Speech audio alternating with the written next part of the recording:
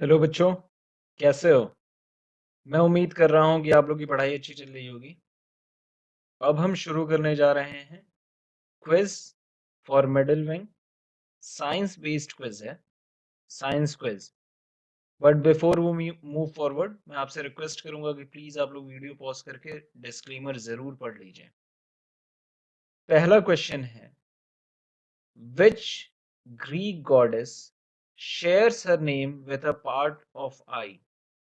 कौन सी ग्रीक देवी, ग्रीस की देवी, आंख के एक हिस्से के साथ अपना नाम साझा करती हैं, मतलब उनका कॉमन नाम है? आयरिस, कॉर्निया, स्क्लेरा या प्यूपिल? आंख की पुतली, कॉर्निया, श्वेत पटल, स्क्लेरा या प्यूपिल? प्यूपिल। और दोस्तों इसका आंसर है आयरिस। ग्रीक माइथोलॉजी में, ग्रीक की पौराणिक कथाओं में आयरिस इंद्रधनुष की देवी हैं और देवताओं की दूत हैं। अगर आप आंख की एनाटॉमी को देखेंगे तो आइरिस, ये जो हिस्सा है, ये जो ब्लैक कलर वाला हिस्सा है, इसे हम आइरिस कहते हैं। तो that is called as iris. अगला क्वेश्चन है, which is the largest and the heaviest internal organ in a human body? मानव शरीर में सबसे बड़ा और सबसे भारी आंतरिक अंग कौन सा है? लार्ज इंटेस्टाइन, बड़ी आंत, लिवर, यकृत, किडनी या ब्रेन? गुर्दा या दिमाग? लार्ज इंटेस्टाइन, लिवर, किडनी या brain? Which is the largest and the heaviest internal organ in human body? सबसे बड़ा और सबसे भारी इंटरनल ऑर्गन। और दोस्तों इसका आंसर है लिवर। लिवर जो है, यकृत, वह है। ये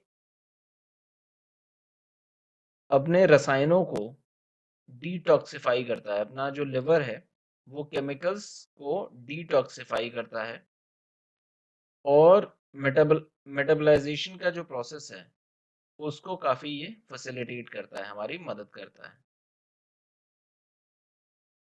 ये और भी इंपॉर्टेंट प्रोटीन्स हमारे बॉडी को देता है जो ब्लड क्लॉटिंग और बाकी फंक्शंस में हेल्पफुल रहता है। तो लिवर वह इंटरनल ऑर्गन है जो काफी हैवी है और बड़ा है। आप इमेज में देख भी रहे होंगे। तीसरा है, which common kitchen item would you use to unblock a snowball blocking the road? अगर कहीं बर्फबारी हुई है और वह सड़क पे बाधा अवरोध कर रहा है, तो आप किचन के यूज में लाने वाला कौन सा ऐसा सामान है जिसे यूज करेंगे उस बर्फ को हटाने में? सॉल्ट, शुगर, ब्लैक पेपर या टर्मरिक? नमक, चीनी, काले मिर्च या हल्दी? आप इसमें से किसकी मदद लेंगे उस स्नोबॉल को हटाने में? और दोस्तों इसका आंसर है सॉल्ट। क्यों? Because salt melts ice and snow by lowering its freezing point. उसके हिमांक को कम करके बर्फ को पिघला देता है।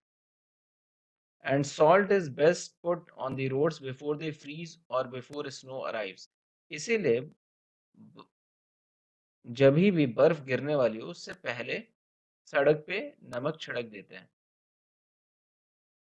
जैसे ही नमक के साथ बर्फ मिलती है उसका हिमांक गिर जाता है, उसका फ्रीजिंग पॉइंट कम हो जाता है और इसीलिए हम नमक को यूज करते हैं।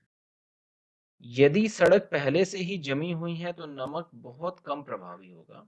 If the roads are already frozen solid, salt is far less effective as there is no liquid water on the surface. और उस केस में सतह पर कोई तरल पानी नहीं होगा, इसीलिए नमक अगर पहले से जमी हुई सड़कें हैं तो काफी प्रभावशाली नहीं होगा।